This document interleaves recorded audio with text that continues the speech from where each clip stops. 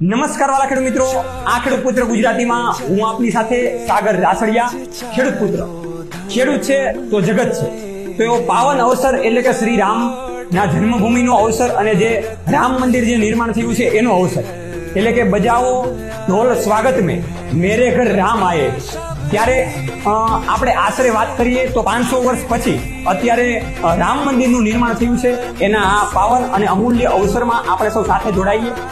22 જાન્યુઆરી 2024 ના રોજ આ અમૂલ્ય અવસર એટલે કે રામ મંદિરની પ્રાણ પ્રતિષ્ઠાનો અવસર ઉજવાઈ રહ્યો છે. તો એમાં આપણે સૌ જગતના તાત સાથે મળીને આ અવસરને દીપાવીએ, ઉજવીએ અને આ ઐતિહાસિક પર્વને પાવન બનાવીએ.